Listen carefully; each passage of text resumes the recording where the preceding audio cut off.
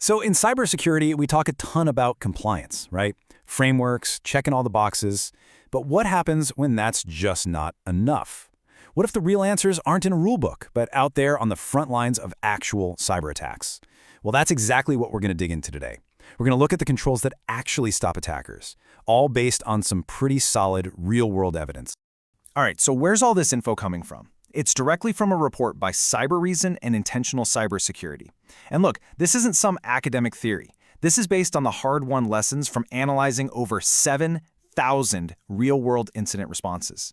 I mean, think about that. That's a massive amount of data on what actually works and what completely fails when an attack is live. Okay, so here's our game plan. First, we'll talk about something called the compliance trap. Then we'll jump into those lessons from the front line. We'll get hands-on and look at some essential controls in action, see why this is so much more than a checklist. And finally, we'll talk about your next move. All right, first up, the compliance trap. And this is a huge one, right? It's this problem that so many organizations run into. They're doing everything they think they're supposed to do, checking all the boxes, but it's just not working. And this quote right here, it just hits the nail on the head. You see companies spending tons of time and money to get compliant with some framework, and then they still get breached. So what does that tell you? The punchline is pretty clear. Being compliant does not mean you're secure. There's this huge gap between passing an audit and actually stopping an attack. So how do we close that gap?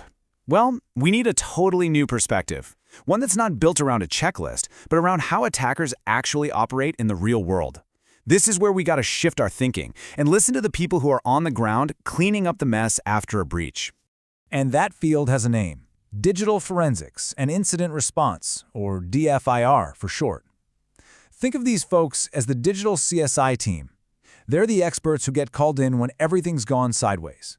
Their job is to figure out exactly what happened, how the bad guys got in, what they touched, and, most importantly, how to get them out and make sure they stay out. Their perspective? It's absolutely priceless. And this quote from Devin Ackerman over at Cybereason just says it all, doesn't it? After you've seen thousands of attacks from the inside, you learn pretty quick which defenses are just, minor speed bumps for an attacker, and which ones are a solid brick wall that stops them cold. So all that experience, all that data from thousands of incidents, what does it boil down to? It boils down to this: the 11 essential cybersecurity controls. And let's be clear, these are not just theoretical best practices. These are the field-proven, battle-tested actions that make the biggest difference in stopping real-world attacks. We're talking about the stuff that actually prevents a breach, or at the very least, cuts down the time an attacker can spend poking around your network. Okay, so we're not going to walk through all 11 right now, but let's zoom in on a couple of really good examples. You'll see just how different this frontline perspective really is. First up, let's talk about control number 1, phishing-resistant multi-factor authentication. Now, we've all heard of MFA, but the magic words here are phishing-resistant. Why? Because that traditional MFA, the one where you get a code in a text message, a smart attacker can actually get around that. This control is all about using methods that are way, way harder to trick. And how do you do that? Well, you look to modern standards like FIDO2. This usually means things like physical security keys, the little USB things, or biometrics. The whole point is that they're built from the ground up to shut down the exact kind of phishing attacks that can beat the older styles of MFA. But here are the classic mistakes the incident response teams see all the time. A company thinks they're safe because they have MFA, but it's just easily bypassed SMS codes. Or, and this is a big one, they don't enforce it everywhere. They forget the VPN or the remote desktop gateways, basically leaving a backdoor unlocked. And the classic blunder? Making exceptions for executives, who are, of course, the #1 target. And here's the payoff. From an investigator's point of view, when you have strong, phishing-resistant MFA enforced everywhere, the attack just stops. The attacker might steal a password, they try to log in, and bam! They hit a brick wall. They can't get past it. And for the good guys, the investigation is 100 times easier because the bad guy never even made it through the front door. Okay, let's look at another one that builds on this. Control number 2, endpoint detection and response. So what is this? It's all about having smart technology running on your endpoints. So your laptops, your servers, that can see what's happening in real time and even respond to threats automatically. And this is where EDR, as it's called, is a total game changer compared to old-school antivirus. See, antivirus is looking for a fingerprint of a known bad file. EDR is different. It's looking for suspicious behavior. It's designed to spot the techniques an attacker uses, even if they're using a piece of malware that literally nobody has ever seen before. But again, just buying the tool isn't a magic fix. The most common pitfall, something called alert fatigue. The security team gets buried under so many notifications that the really critical ones just get lost in all the noise. Or the company doesn't install the EDR agent on every single machine, leaving these perfect little blind spots for attackers to duck into and hide.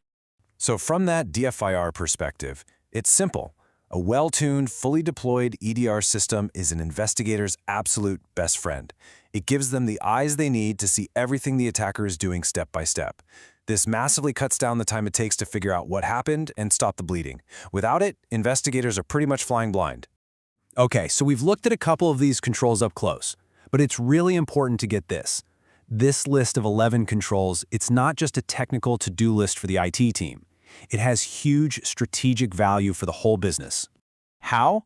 Well, first, it tells leaders exactly where to put their money and resources on the stuff that's actually proven to stop attacks. Second, it's a fantastic communication tool. You can walk into a boardroom and say, we need to fund this, and here's the data from thousands of breaches that proves why. And finally, you can use it as a benchmark to find your real weak spots fast. All right, this brings us to the final and I think the most important takeaway here. This is all about a fundamental shift in how you think about security.